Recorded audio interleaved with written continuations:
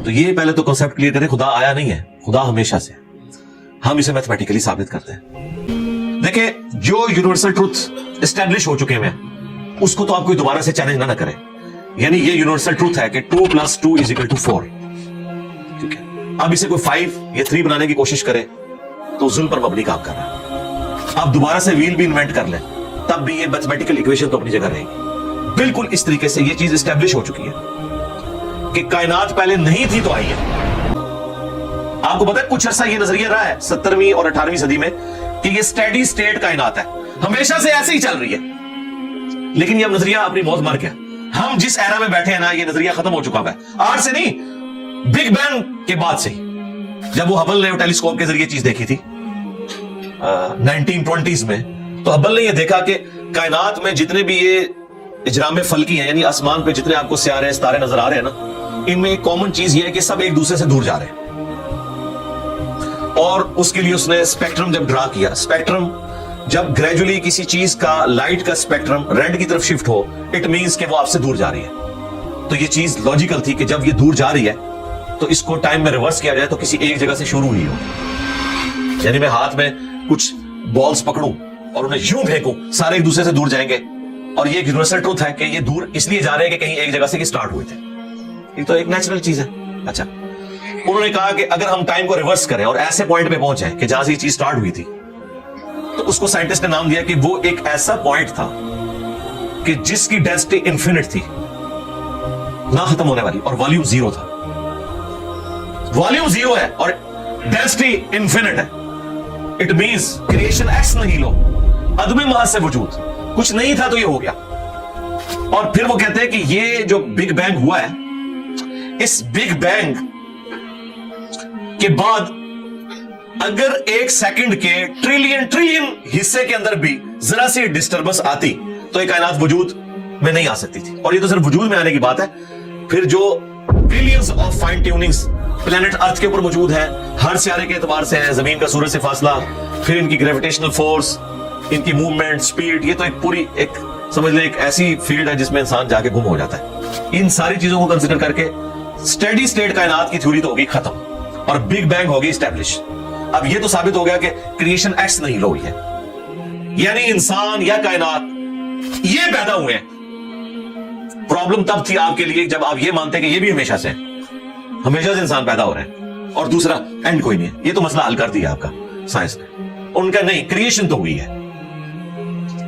अब इसका क्रिएटर है या नहीं है, इसके ऊपर वो आके बात करते हैं। अब ये जो फाइन ट्यूनिंग्स हैं, इनको समझने के लिए इतने दिमाग की जरूरत है, इतने ब्रेन्स की जरूरत है। डीएनए के स्ट्रक्चर को समझने के लिए, इस हार्मोनी को समझने के लिए, बनाने के लिए नहीं सरकार, इतने ब्रेन्स लग जाए। आज तक हम डिस्कवरीज ही कर रहे हैं।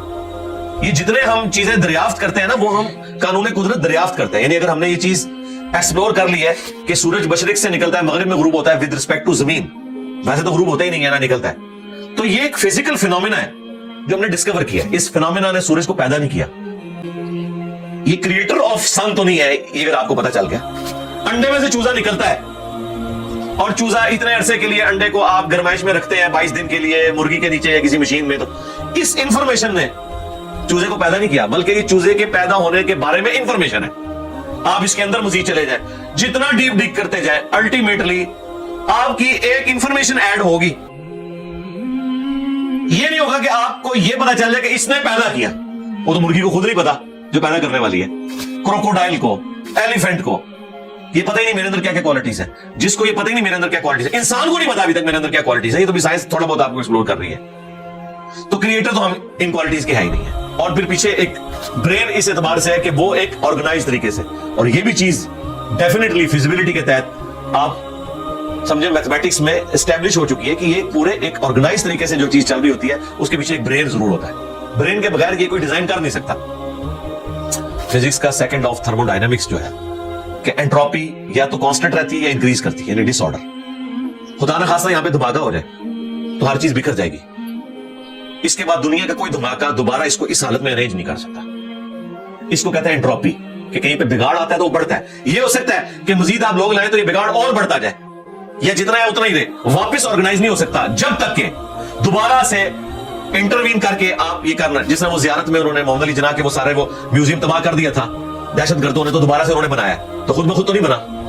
धमाके के बाद तो सब कुछ खुद ब खुद फैल गया था, लेकिन दोबारा उस जगह पे लाने के लिए आपको बजट लगा है, ब्रेन लगा है, एफर्ट पुट किए हैं, फिर जाके वो ऑर्गेनाइज हुआ है।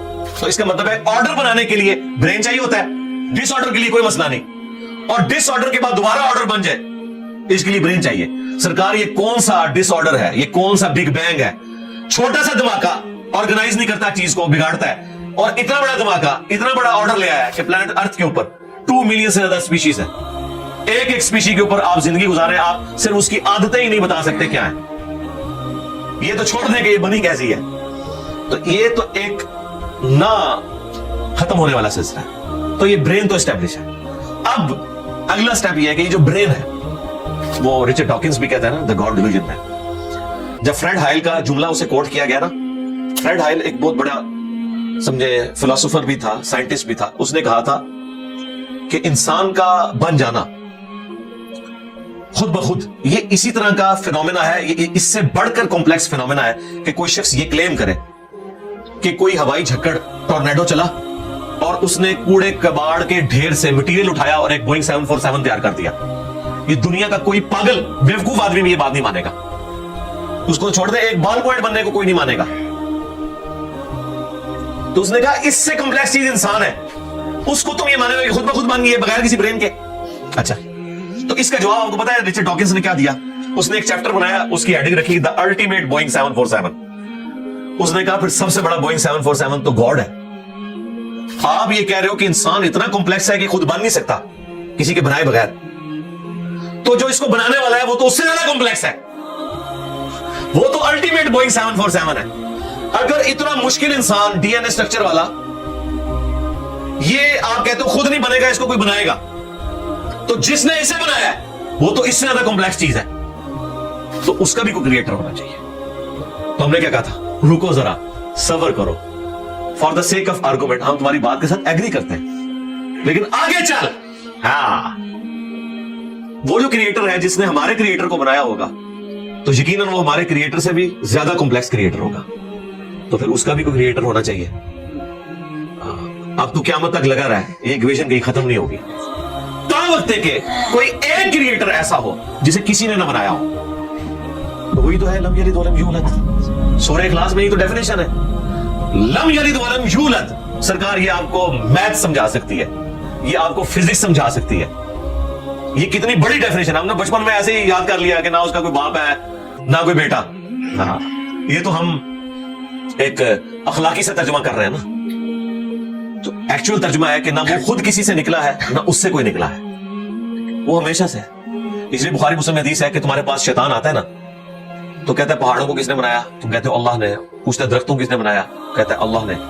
तुम कहते हो उसको जवाब के तौर पर, जब वो सवाल पूछता है, इस मुफ्तलिफ सवाल करता है, तुम अल्लाह कहते हो, एंड पे वो कहता है अल्लाह को किसने बनाया। अब तुमने कहना है फिर इस पे, कुल हुवल्लाहु अहद अल्लाहुस समद लम यलिद वलम यूलद वलम यकुल लहू कुफुवन अहद। जरा नबी इस्लाम तो इतना ही कह सकते थे ना, आपको अल्लाह ताला ने हमारी हिदायत का इमाम बनाया, ठीक है। लेकिन बाद में जब ये मैथमेटिकल इक्वेशंस, साइंटिफिक डिस्कवरीज और ये यूनिवर्सल ट्रुथ इंसानों को अल्लाह ताला ने दरियाफ्त करवाया है, तो अब हम बड़ी आसानी से इसको मजीद एक्सप्लेन कर सकते हैं कि अगर कोई क्रिएटर का क्रिएटर है तो उसका भी कोई क्रिएटर होगा, और यूं ये एक समझ ले ना खत्म होने वाला सिलसिला शुरू हो जाएगा।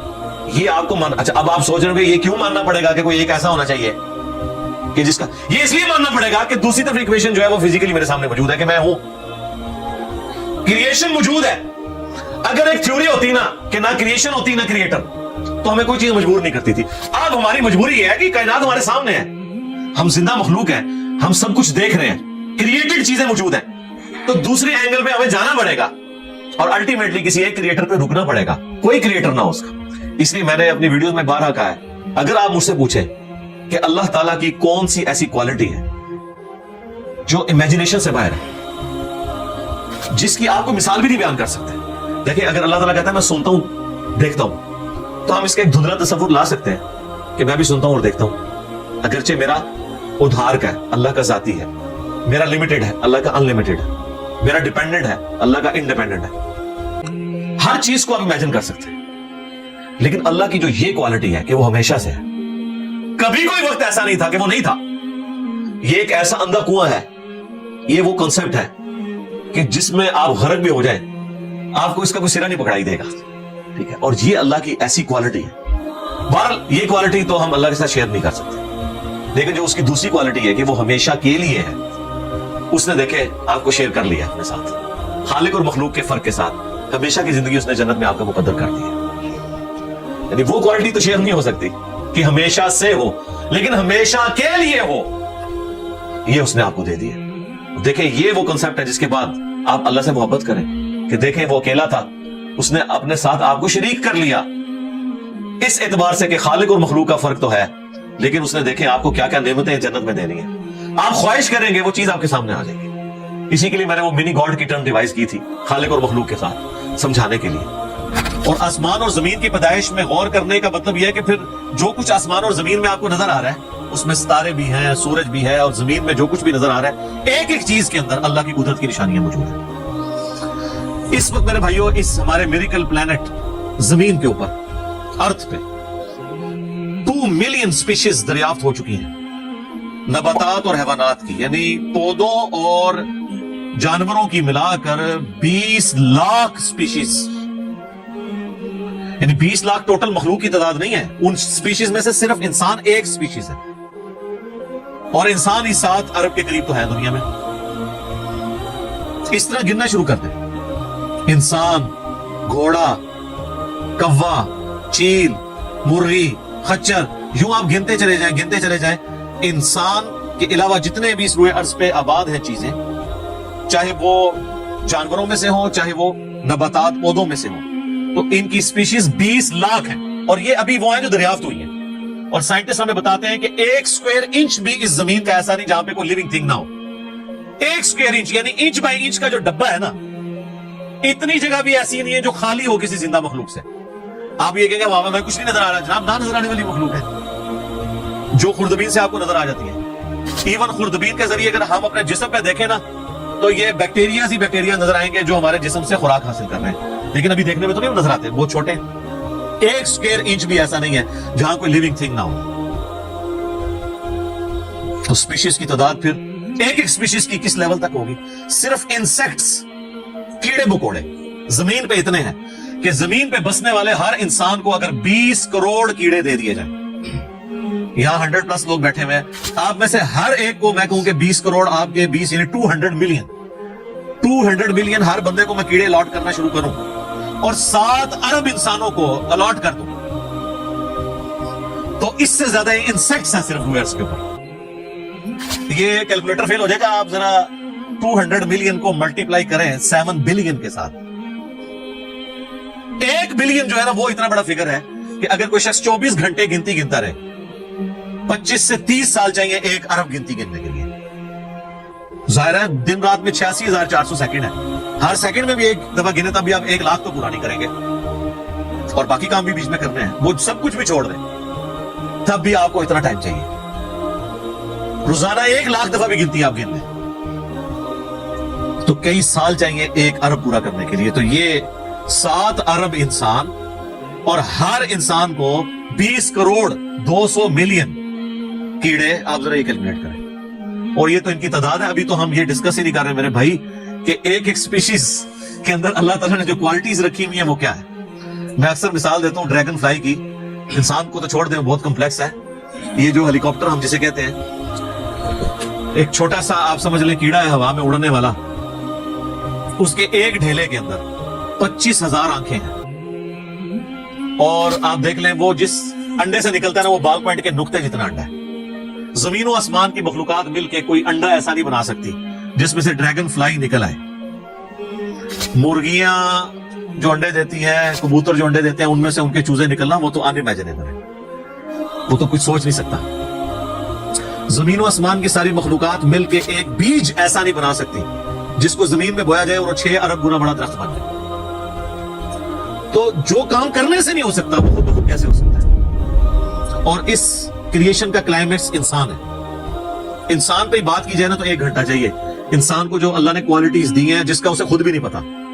اچھا مجھے بتائیں جن کوالٹیز کا ہمیں خود ہی نہیں پتا کہ ہیں ہمارے اندر, تو کتنا کوئی بیوقوف ہوگا کہ وہ کہے کہ یہ کوالٹیز میں نے خود اپنے اندر رکھ لی ہیں یا میرے ماں باپ نے رکھی ہے. ہمارے تو ماں باپ کو بھی نہیں پتا ان چیزوں کا, آج ہمیں سائنس بتا رہی ہے. 1,00,000 دفعہ روزانہ ہمارا دل دھڑکتا ہے, 1,00,000 دفعہ, بغیر کسی پمپ کے, بغیر کسی ایکسٹرنل فیول کے. 1,00,000 دفعہ, 1,00,000 دفعہ. اچھا, اور 1,00,000 دفعہ دھڑکنے کے بعد وہ 10,000 لیٹر خون پمپ کرتا ہے ہماری نسوں میں, ہر بندے کی. ایک انسان کے جسم میں جو نسوں کی لینتھ ہے نا, یہ آپ کی جو نروز ہیں, خون کی نالیاں, اس کی لینتھ اتنی زیادہ ہے کہ ایک بندے کی اگر صرف نسیں جوڑی جائیں تو زمین کے 2.5 چکر لگ سکتے ہیں. 40,000 کلومیٹر زمین کا سرکمفرنس ہے, 1,00,000 کلومیٹر 2.5 چکر زمین کے لگ سکتے ہیں. ان ساری نسوں میں خون کا پہنچنا, اور وہ خون اپنے اندر آکسیجن لے کر جائے, ایک ایک خلیے تک پہنچنا, اور خلیے کی تعداد سینکڑوں میں, ہزاروں میں, لاکھوں میں, کروڑوں میں, اربوں میں نہیں ہے. 100 ٹریلین سیلز ہر انسان کے اندر موجود ہے. 1 ٹریلین 1,000 ارب کے برابر ہے, 1,000 بلین کے برابر, اور 1 ارب میں نے آپ کو بتا دیا کتنا بڑا ہے. تو 100,000 ارب ہر بندے کے جسم میں خلیے ہیں.